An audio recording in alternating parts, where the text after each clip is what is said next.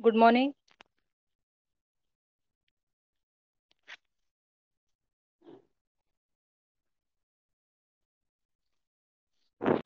आवाज येत सर्वांना?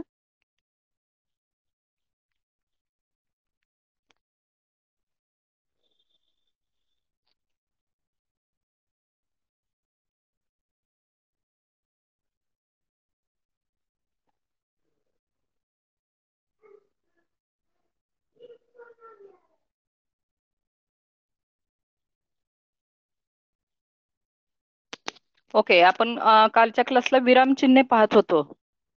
तर कोणकोणती विरामचिन्हे पाहिलेले आहेत आपण? कुठेपर्यंत आलोय? पूर्णविराम पाहिलेला आहे, अर्धविराम पाहिलाय, स्वल्पविराम पाहिलेला आहे, अपूर्णविराम अपूर्णविराम पाहिलाय का? हा, संयोग चिन्ह चालू होते. ओके, ठीक आहे.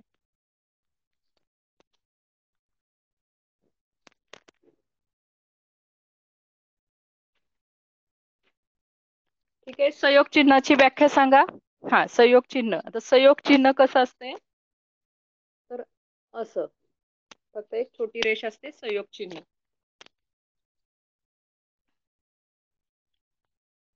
ठीक आहे. तर संयोग चिन्ह आपण कुठे वापरतो? हा, व्याख्या सांगा. सांगितली होती व्याख्या तुम्हाला संयोग चिन्ह.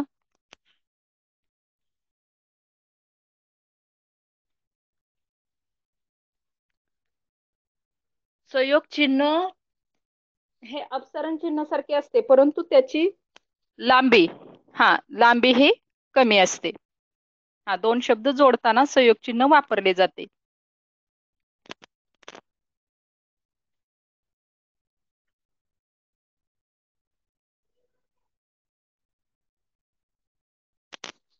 दोन शब्द जोडताना जसं ए जा, ए ए आहे, ए जा करणे, ए जा, ए जा असं आपण लिहिताना काय करतो? ए नंतर हे संयोग चिन्ह वापरतो. केर कचरा. ठीक आहे, तुम्ही देताय उदाहरण छान. केर कचरा, भांडी कुंडी,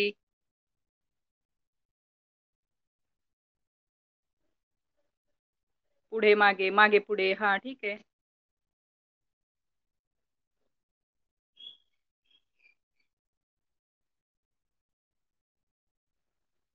तर दोन शब्द जोडताना संयोग चिन्हाचा वापर केला जातो.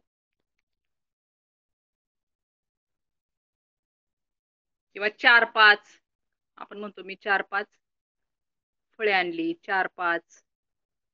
ठीक आहे, खाली वर. ओके, म्हणजे दोन शब्द जोडताना संयोग चिन्हाचा वापर करतात. हे समजलं व्यवस्थित?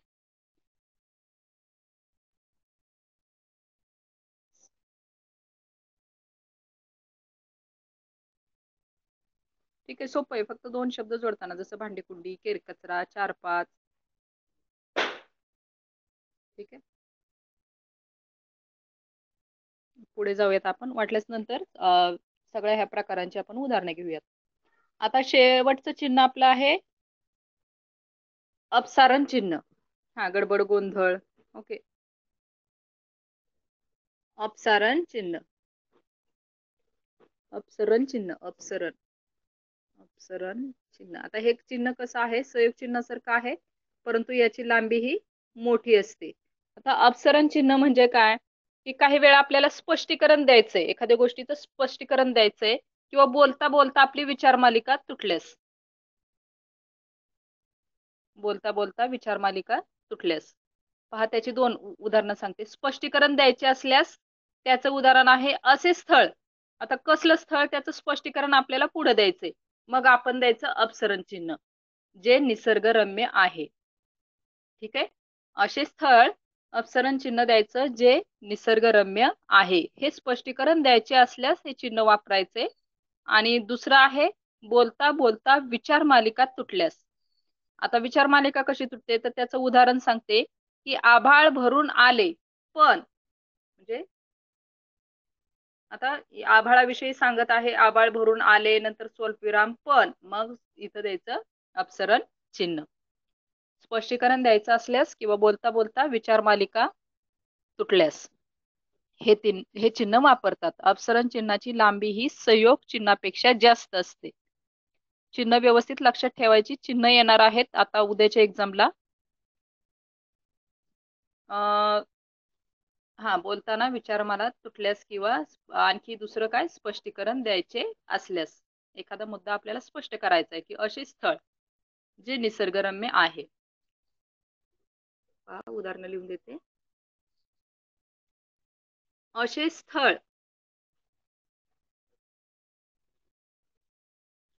मग अपसरण चिन्ह द्यायचं जे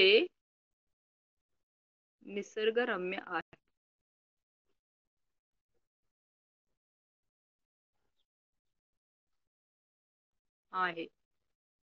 ठीक आहे.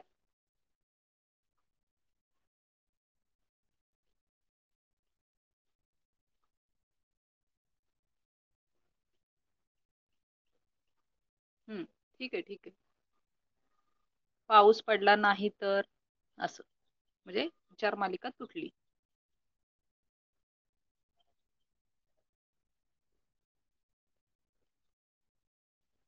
लक्षात आलं संयोग चिन्ह आणि अपसरण चिन्हामध्ये काय फरक आहे? संयोग चिन्हामध्ये आपण दोन शब्द जोडतोय, दोन शब्द, आणि याच्यामध्ये काय की एखाद्या गोष्टीचं आपल्याला स्पष्टीकरण द्यायचंय, ते पुढं द्यायचंय, त्यावेळी आधी काय येतं? अपसरण चिन्ह. किंवा बोलता बोलता विचार मालिका तुटली तर येतं अपसरण चिन्ह. म्हणजे संयोग चिन्हामध्ये अपसरण चिन्हामध्ये हा फरक आहे.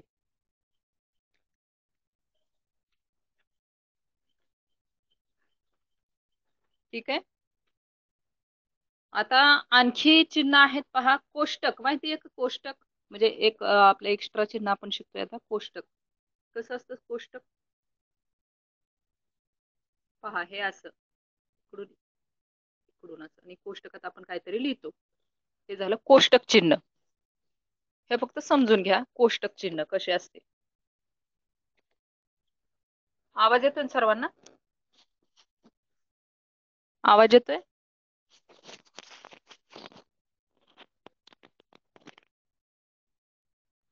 हा, आहे माहिती आहे सर्वांना. ओके, ठीक आहे. कोष्टक चिन्ह समजून घ्या. हा, असतं आपल्याला शक्यतो एक्झाम मध्ये वगैरे उत्तर लिहिताना वगैरे प्रश्नपत्रिकेत असते.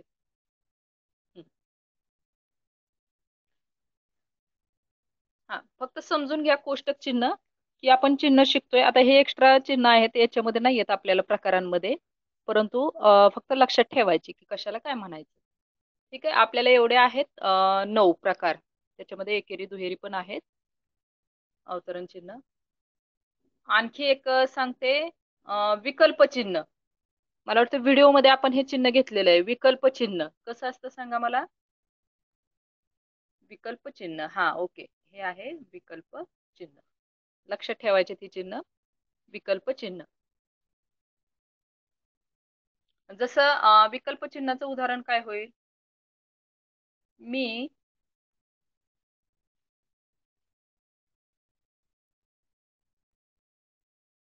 मी हा एखाद्या शब्दासाठी असलेला पर्याय. मग आता मला म्हणायचं की मी रिक्षा किंवा बसने जाईन. मग रिक्षा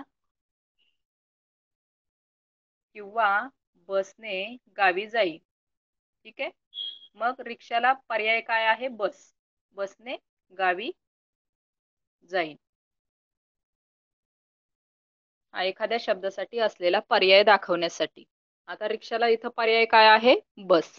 मग मी रिक्षा किंवा बसने गावी जाईन. तर तिथं ते विकल्प चिन्ह त्या ठिकाणी येतं. विकल्प म्हणजे किंवा थोडक्यात असतं. रिक्षा किंवा बसने जाईन.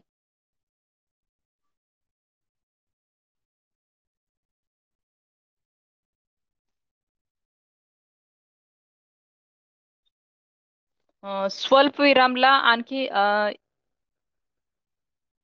स्वल्प विरामना अल्पविराम पण म्हणतात ना, अल्पविराम. ठीक आहे. सर्वांनी हा, ओके, ठीक आहे. आता सर्वांनी मला सांग, मी एक एक चिन्ह सांगते तुम्हाला, फक्त तुम्ही ते चिन्ह कसं लिहायचं ते सांगा, कारण आपल्याला उद्याच्या परीक्षेसाठी चिन्ह ओळखा वगैरे आहे. सांगा मला. पूर्णविराम सर्वांनी लिहून दाखवायचं आहे.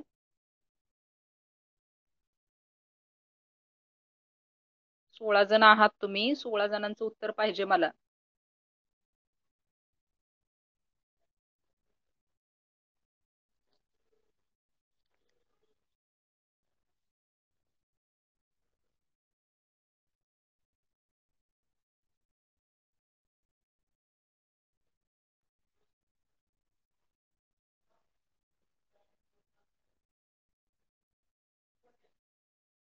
ठीक आहे. आता पूर्णविराम नंतर आपण काय घेतला होता? अर्धविराम.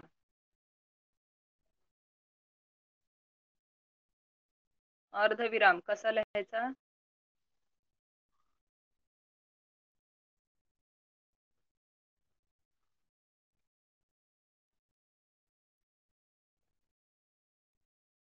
अर्धविराम.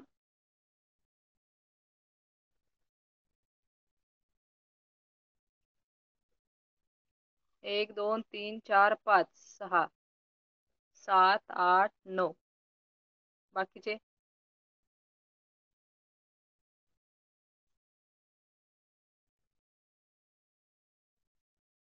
10.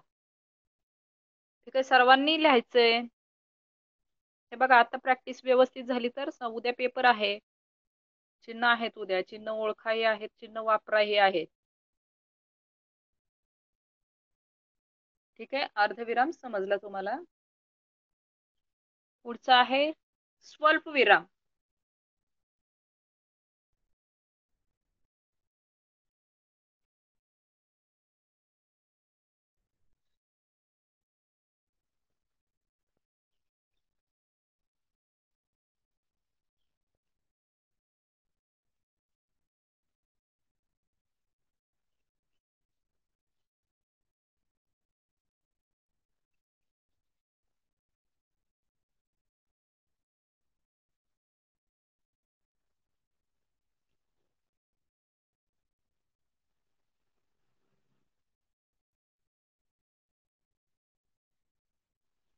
शुभम मलगुंडे.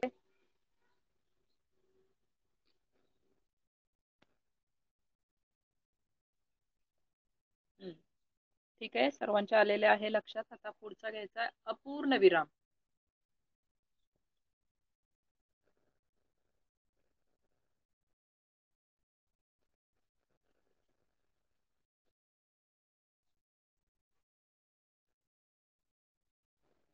अपूर्ण विराम.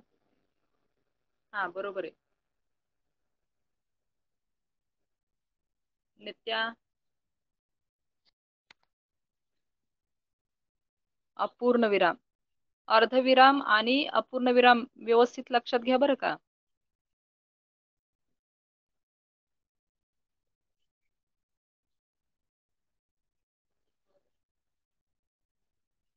अर्धविराम म्हणजे उभयान्वयी अव्ययानं जोडलेली दोन स्वतंत्र वाक्य आहेत. आणि अपूर्ण विराम म्हणजे काय? आपल्याला एखाद्या गोष्टीचा तपशील द्यायचा आहे आणि तपशील देताना त्या ठिकाणी आपण वापरणार आहे अपूर्ण विराम. जसं मला भाजी आवडते, अपूर्ण विराम द्यायचा तळून, भाजून, उकडून, अशा प्रकारे. ठीक आहे. हा, ओके, ठीक आहे.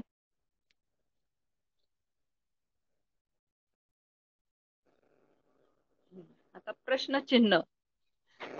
प्रश्नचिन्ह.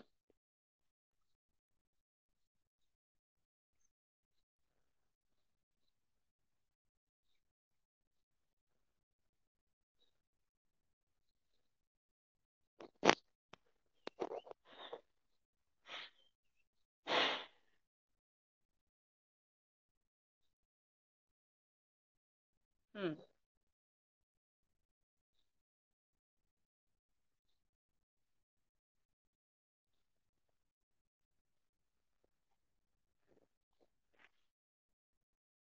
बरोबर. प्रश्नचिन्ह अतिशय सोपं आहे, आपल्याला परीक्षेत प्रश्न असतात त्यामुळे माहिती आहे.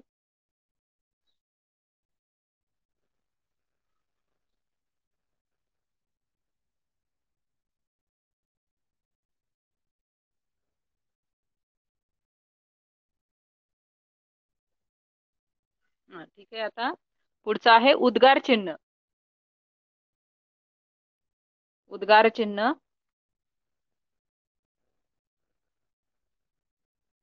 उद्गार चिन्ह कधी वापरतोय आपण? आपले भावनेचे उत्कट उद्गार, ज्यावेळेस उत्कट भावना आपल्या मनामध्ये निर्माण होते त्यावेळेस आपण हे उद्गार चिन्ह वापरतो. जसं आहा हा, किती सुंदर दिसतेस तू, अशा प्रकारे तिथं आपण काय वापरणार आहे? उद्गार चिन्ह. हबब, अरे रे.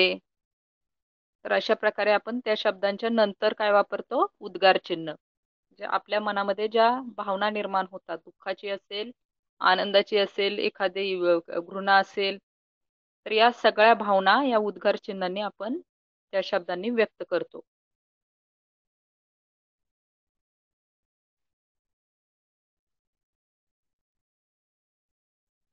बरोबर. आता एकेरी अवतरण चिन्ह. एकेरी अवतरण चिन्ह. एकेरी अवतरण चिन्ह आपण कधी वापरतोय पहा. एकेरी, एखाद्या शब्दाला आपल्याला जोर द्यायचा आहे, एकेरी अवतरण चिन्ह.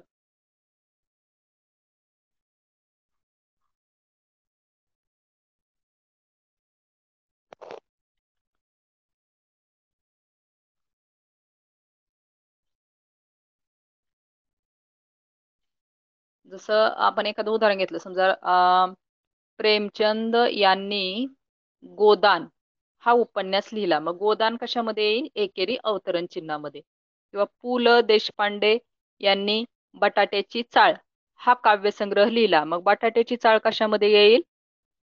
एकेरी अवतरण चिन्हामध्ये. ओके, हे समजलंय एकेरी अवतरण चिन्ह? हा, बरोबर. ठीक आहे.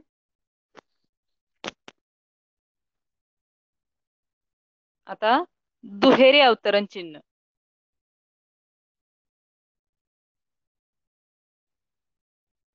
हे बघा, व्यवस्थित लक्ष दिलं तर उद्याचा पेपर कुठेही कठीण जाणार नाही. 20 पैकी 20 मिळतील.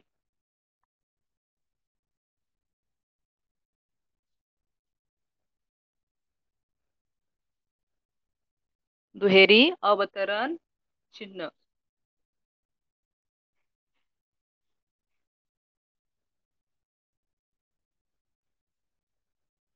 एखाद्याच्या तोंडचे उद्गार दाखवताना आपण दुहेरी अवतरण चिन्ह वापरतो.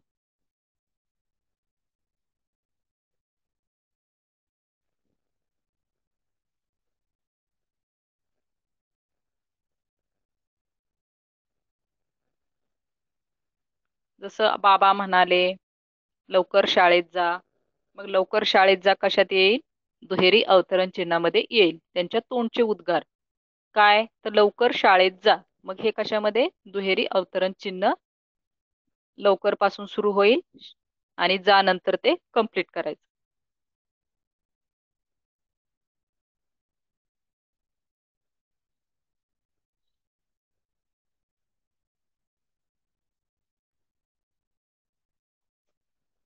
कोणाला येत नाही रे आवाज? Atharva, ma'am test online answer आहेत की ऑफलाईन सोडवून फोटो? नाही नाही, ऑनलाईन आहेत. आपण पाठीमागे घेतली का नाही नित्या? त्या ऍप वरती तुम्ही काही फोटो वगैरे काही शेअर करायचं नाही मला. मला तुमचा रिझल्ट येतो. फक्त एकदाच सोडवायच्या एक्झाम सर्वांनी. दुसरा प्रयत्न डबल अजिबात सोडवायचे नाही.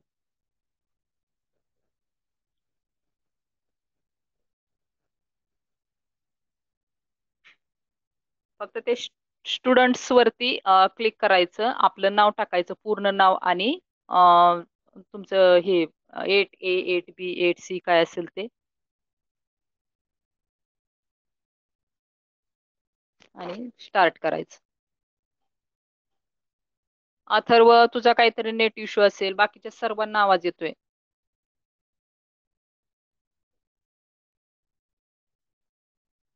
ठीक आहे. परीक्षा म्हणजे पाठीमागे जी झाली आपली, जशी झाली तशीच होईल. हा, MCQ टाईप. जसं पाठीमागे नाही का आपल्याला वरती एक प्रश्न दिला होता आणि त्याला 4 ऑप्शन. 4 पैकी जे उत्तर बरोबर आहे त्याला तुम्ही क्लिक करायचं आणि शेवटी 20च्या 20 प्रश्न सोडवल्यानंतर सबमिट करायचं. मग माझ्याकडे तुमचा रिझल्ट येतो. फोटो वगैरे काय काढायची गरज नाहीये. फक्त एकदा सबमिट म्हटलं की सबमिट, परत दुसऱ्यांदा फक्त प्रयत्न करू नका. कारण दुसऱ्यांदा केलेला प्रयत्न त्याची वेळ पुढची असते. त्यामुळे ते काय मी ग्राह्यच धरणार नाहीये. त्यामुळे डबल डबल करूच नका तुम्ही. ठीक आहे. आणि अतिशय सोपं आहे. घेतलेलं आहे आपण हेच चिन्ह, याच्या व्यतिरिक्त काही येणार नाही. त्यामुळं काही डाऊट असतील चिन्हाविषयी तरी मला विचारा. ठीक आहे. दुहेरी अवतरण चिन्ह झालेलं आहे. डाऊट्स नाहीयेत. ओके ओके, ठीक आहे. आपण घेऊयात तसं, म्हणजे आणखी कशा पद्धतीने येणार आहे एक्झाम. हे आता चिन्ह ओळखा. तुम्ही आता करताय चिन्ह ओळखताय, म्हणजे थोडक्यात तुम्हाला चिन्हांविषयी तर पूर्ण माहिती झाली की कशी असतात चिन्ह. पुढचं आहे संयोग चिन्ह. 2 शब्द जोडताना संयोग चिन्ह.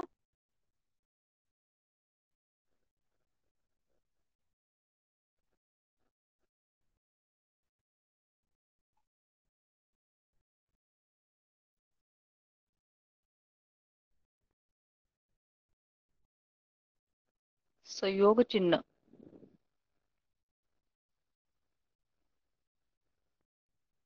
ठीक आहे. संयोग चिन्ह.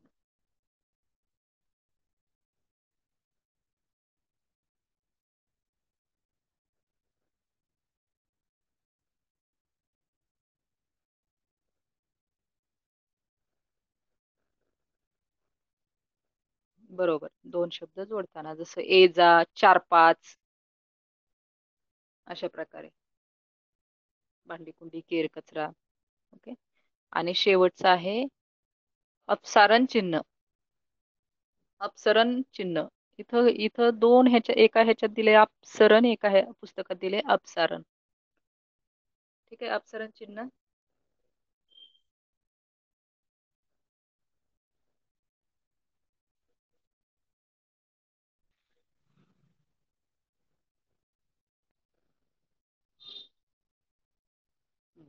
बरोबर.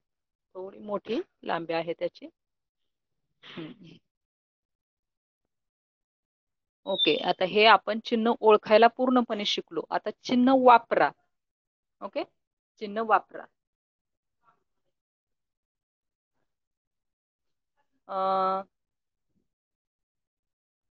मी घरी जात. आता मी इथं कुठेही विरामचिन्ह कोणतंही देणार नाही. मी घरी जात आहे. याच्यामध्ये फक्त तुम्ही मला सांगा कोणतं चिन्ह वापराल. फक्त चिन्ह लिहिलं तरी चालेल. हा.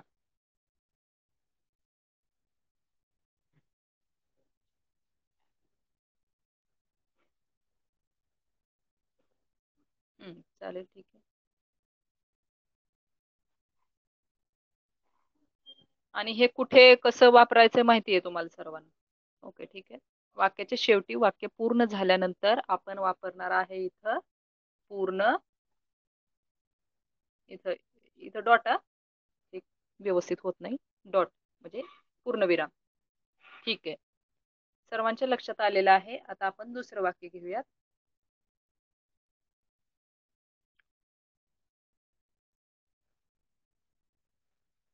ढग गरजत होते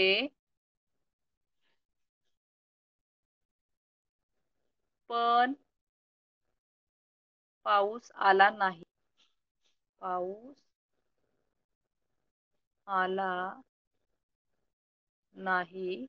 फुल स्टॉप दिला मी. फुल स्टॉप इथं इथं फुल स्टॉप शेवटी पूर्णविराम दिला. ओके. मग तुम्ही दुसरं त्याच्यामध्ये कोणतं चिन्ह वापराल.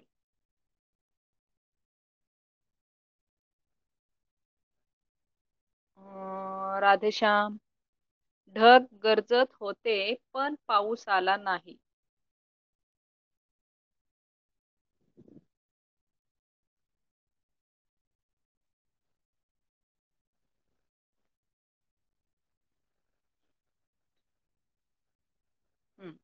राधेश्याम. 2 स्वतंत्र वाक्य आहेत. उभयान्वयी अव्ययाने जोडलेले आहेत. त्याच्या आधी अर्धविराम वापरायचा आहे, अर्धविराम. कसा आहे अर्धविराम? कुठे वापरायचा आहे? पणच्या आधी. पणच्या आधी. ठीक आहे, इथं. इथं. ओके, होते नंतर. राधिका, अर्धविराम. हा, ओके, ठीक आहे. लक्षात ठेवा, चिन्ह वापरा पण आहे आपल्याला परीक्षेला उद्याच्या.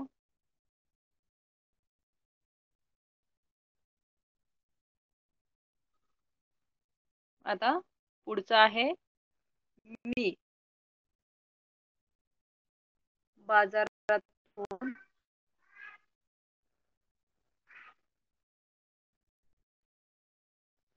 भेंडी, गवार आणि मेथी आणली. शेवटी मी देते पूर्णविराम. पूर्णविराम दिलेला आहे. पूर्णविराम नाही वापरायचा आपल्याला याच्यामध्ये. काय वापरायचं? हा, चिराग ओके, राधिका, प्रथमेश छान, राधेश्याम बरोबर.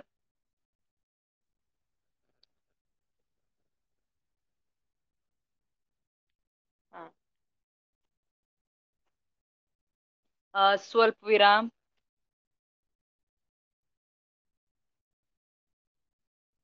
हा, ठीक आहे, स्वल्प विराम आपल्याला वापरायचा आहे. आता पुढचं काय आहे?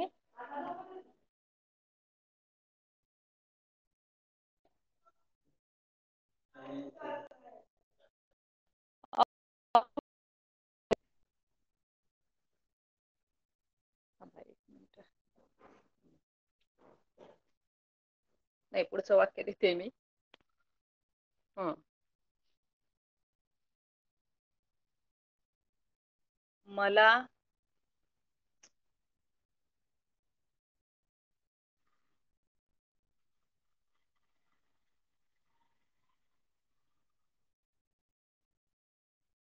भाजी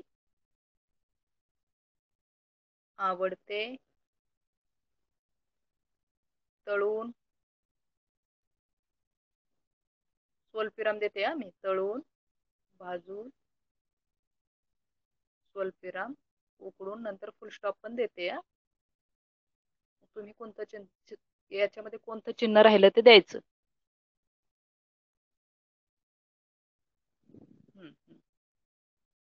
ठीक आहे.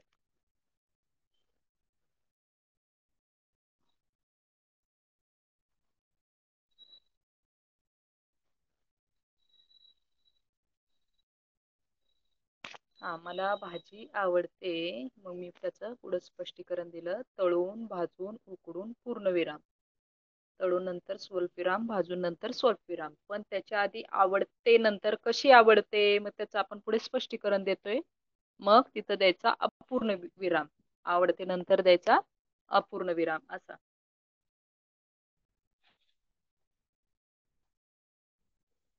ठीक आहे. आता प्रश्नचिन्ह. तू शाळेत जातोस का? तू शाळेत जात का? हे द्यायचंय वाक्याच्या, प्रश्नार्थक वाक्याच्या शेवटी द्यायचंय आपल्याला प्रश्नचिन्ह. हे सोपं आहे.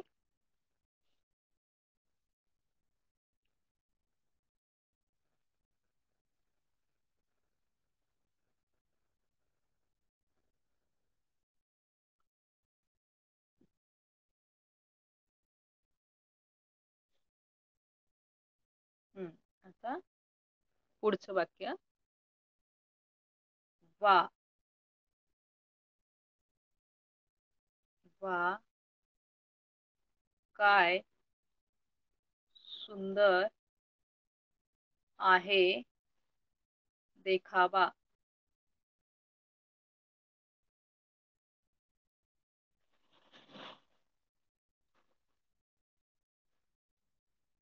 परीक्षेला फक्त अशी वाक्य येतील आणि विचारलं जाईल की याच्यामध्ये तुम्ही कोणतं विरामचिन्ह वापराल.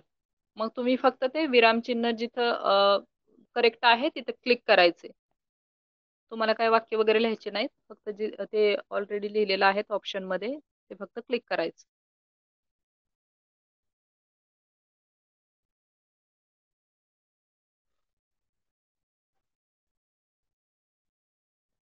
आणि आता जसं घेते ना मी, म्हणजे एवढ्या आता शेवटी शेवटी घेतले ना तुमच्याकडून प्रश्न, तर तशाच प्रकारे परीक्षेत सुद्धा येतील प्रश्न. जसं तुम्ही कोणतं विरामचिन्ह वापराल असं मी लिहिलं, किंवा आणखी एक प्रश्न आला समजा पूर्णविराम, मी नुसतं वरती देणार प्रश्न पूर्णविराम आणि खाली पूर्णविरामचं चिन्ह असेल, प्रश्नचिन्ह असेल, उद्गारवाचक असेल किंवा संयुक्त चिन्ह असेल, मग त्याच्यापैकी जो पूर्णविराम आहे त्याच्यामध्ये त्याला क्लिक करायचं. ठीक आहे, समजलंय ना कसं येईल एक्झामला? हा, किंवा मी स्वल्पविराम दिलं, मग खाली 4 वेगवेगळी चिन्ह असतील, त्याच्यामध्ये जे स्वल्पविराम आहे त्याला तुम्ही क्लिक करायचं. प्रश्नचिन्ह, खाली 4 चिन्ह येतील, प्रश्नचिन्ह जिथं असेल तिथं क्लिक करायचं. हे झालं चिन्ह ओळखा. आणि चिन्हाचा वापर करायचा आपल्याला वाक्यामध्ये. ते आता जसं आपण चाललंय, आता जसं मी हे तुम्हाला वाक्य वरती दिलं, किंवा काय सुंदर आहे देखावा, मग याच्यामध्ये तुम्ही कोणतं चिन्ह वापराल असं मी प्रश्न देईल. खाली तुम्हाला चिन्हांचे ऑप्शन दिले जातील, जसं उद्गार चिन्ह असेल व प्रश्नचिन्ह असेल, संयुक्त चिन्ह असेल, एकेरी अवतरण चिन्ह असेल, तर त्यातलं जे योग्य आहे उत्तर त्याला फक्त क्लिक करायचं. ठीक आहे, परीक्षेला काही जास्त वेळ लागत नाही, वेळेच्या आत परीक्षा द्यायची, म्हणजे वेळेच्या आत होतोच पेपर, फक्त एकदाच सोडवायची, दुसऱ्यांदा प्रयत्न करायचा नाही. अथर्व, बाकीच्यांना सर्वांना आवाज येतोय, बघ नेटवर्कचा काही इश्यू आहे का? हम्म.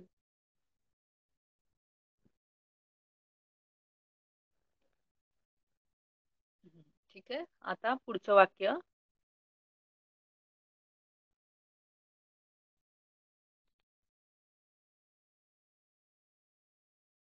पु ल देशपांडे, पु ल देशपांडे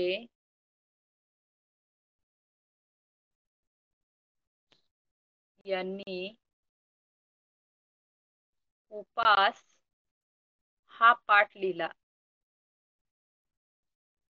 हा पाठ लिहिला, पूर्णविराम देते मी. तुम्ही याच्यामध्ये कोणतं चिन्ह वापराल? इथे मी पूर्णविराम दिला शेवटी.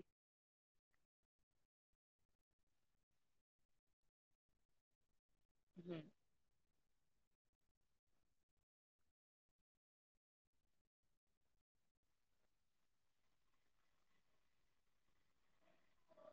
ऐकू येते सर्वांना? कोणतं चिन्ह वापराल या वाक्यामध्ये?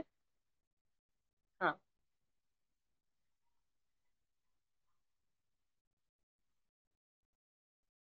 कुठे वापराल? कुठल्या शब्दाला? कोणता आणि कुठे?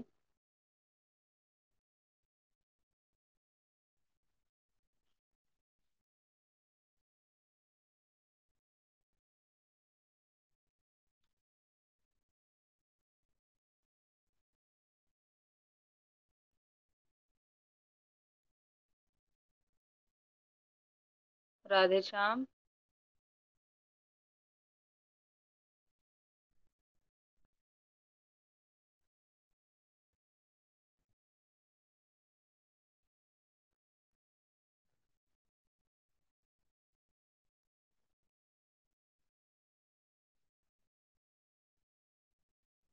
हा, उपास या शब्दाला एकेरी अवतरण चिन्ह करायचं आहे. ओके.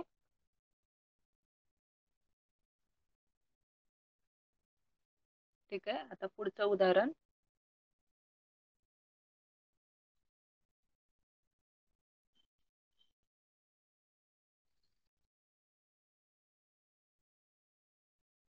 आई म्हणाली,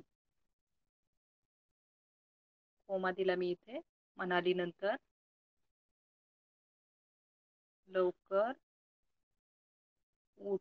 इथं मी फुल स्टॉप पण दिलेला आहे, उठ नंतर. ठीक आहे, तुम्ही याच्यामध्ये कोणतं चिन्ह वापराल?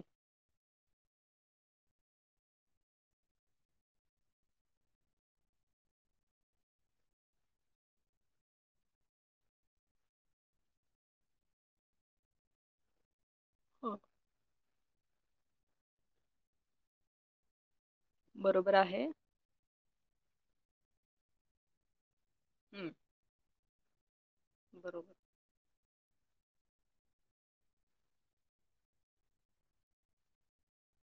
ठीक आहे. आई म्हणाली, आता हे आईच्या तोंडचं वाक्य आहे, कोमा द्यायचा, स्वल्पविराम द्यायचा आणि लवकर उठ, इथं फुल स्टॉप दिलेला आहे, परंतु लवकर उठ हे आईच्या तोंडचं बोललेलं वाक्य आहे, तर ते द्यायचंय दुहेरी अवतरण चिन्हामध्ये.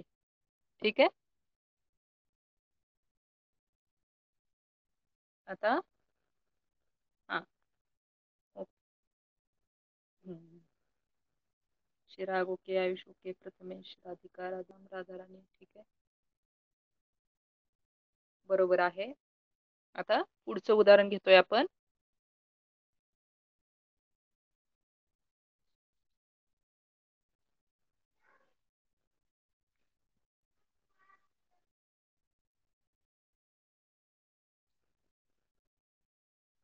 मी 4-5 की आणली.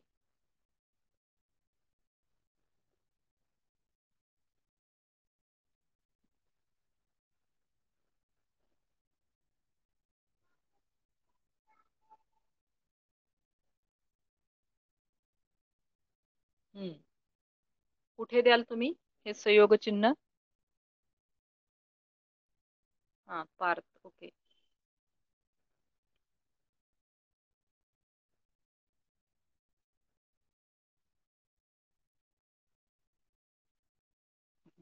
बरोबर आहे. ठीक आहे, म्हणजे लक्षात आले तुमच्या सर्वांच्या, अगदी व्यवस्थित लक्षात आलेलं आहे. पेपरमध्ये 20 पैकी 20 मिळाले पाहिजेत सर्वांनाच.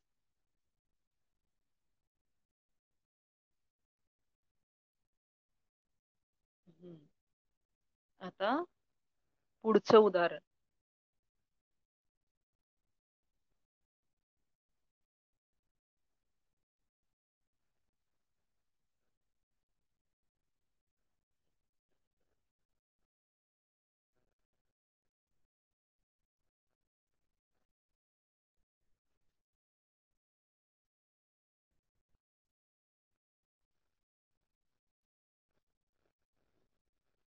असा आवाज जो पोपटासारखा असेल किंवा कोकिळेसारखा असेल, पोपटासारखा असेल, पोपटासारखा असेल.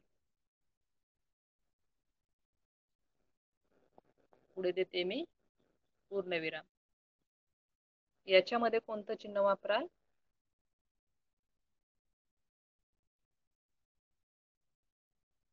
आता चिन्हाचं नाव लिहा. तुम्ही जे चिन्ह द्याल ते थोडं संयोग चिन्हासारखं सुद्धा लिहाल तुम्ही. संयोग चिन्ह आणि अपसरण चिन्ह, तुम्हाला काय फरक सांगितला की अपसरण चिन्ह जे आहे ते संयोग चिन्हापेक्षा त्याची लांबी मोठी आहे.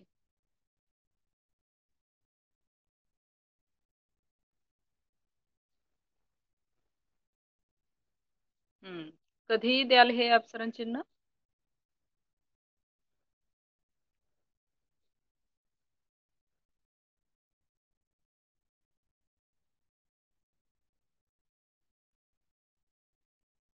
कोणत्या शब्दानंतर द्याल? आवाज येतोय ना? वाक्य काय दिलं? असा आवाज जो पोपटासारखा असेल. पुढे त्याचं स्पष्टीकरण दिलं. मग हे अपसरण चिन्ह जे तुम्ही म्हणताय ते कुठं, कोणत्या शब्दाच्या नंतर द्याल? आवाजच्या नंतर तुम्ही हे चिन्ह द्याल. ओके, ठीक, छान.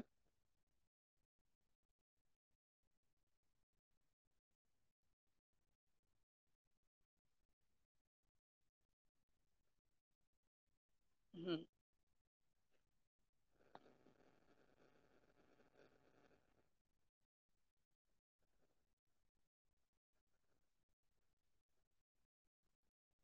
पुढचं उदाहरण आहे, मला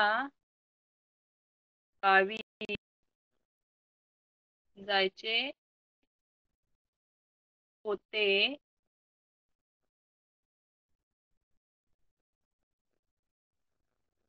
पण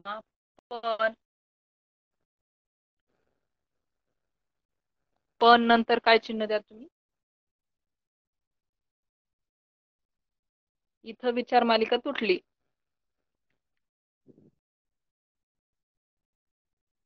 नाही. इथं कुठं दोन. राधाराणी, अर्धविरामचं कसं आहे की दोन स्वतंत्र वाक्य असतात, इथे एकच आहे. हा, शर्वरी बरोबर आहे. कसं आहे पहा, हे अपसरण चिन्ह मी तुम्हाला सांगितलं ना, अपसरण चिन्ह दोन वेळी. त्याची दोन उदाहरणं दिली तुम्हाला. असे स्थळ अपसरण चिन्ह द्यायचं जे निसर्गरम्य आहे. आणि परत काय दिलं, आभाळ भरून आले स्वल्पविराम पण. आता इथं आपली विचार मालिका तुटली, मग काय द्यायचं, अपसरण चिन्ह. ठीक आहे. मग मला गावी जायचे होते पण, जे इथं विचार मालिका तुटली. अशा प्रकारे ह्या दोन ह्याच्यासाठी आपल्याला हे अपसरण चिन्ह वापरायचे. ठीक आहे, लक्षात आलं. आणि तुम्ही जो अर्धविराम म्हणताय त्याच्यामध्ये दोन स्वतंत्र वाक्य पाहिजेत. मध्ये पण परंतु उभयान्वयी अव्ययाने जोडला असेल त्याच्या आधी आपल्याला द्यायचा आहे अर्धविराम. ओके. हा.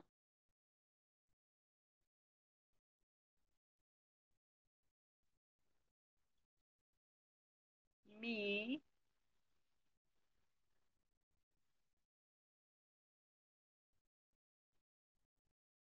गावी, शहरात. मी नंतर हे नाही ना, चिन्ह नाही, थांबा एकच मिनिट. मी आई मावशीकडे सणाला जाईल. इथं सांगा कोणतं चिन्ह वापराल तुम्ही. आता हे चिन्ह तुम्हाला एक्स्ट्रा म्हणून घेतलेले होते त्यातलंय बरं का.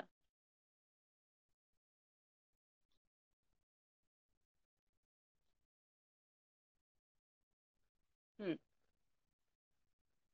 आई किंवा मावशीकडे, अशा प्रकारे. ठीक आहे, म्हणजे विकल्प चिन्ह हे तुमच्या लक्षात आलेलं आहे. आई किंवा मावशीकडे, इथं असं चिन्ह द्यायचंय.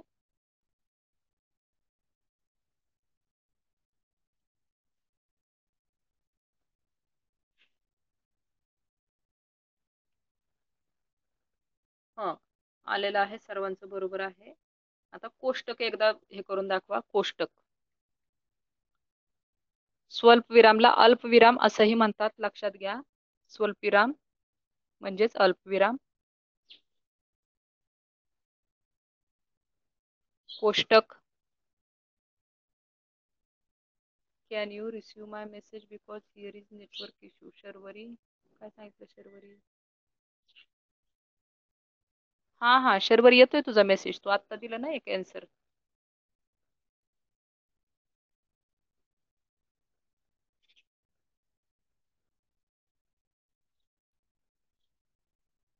काय म्हटलं ग मी आता, काय विचारलं तुम्हाला. ठीक आहे. तर हे सर्वांच्या लक्षात आलेलं आहे. अशाच प्रकारे पेपर सुद्धा येणार आहे जे आता घेतलेलं आहे.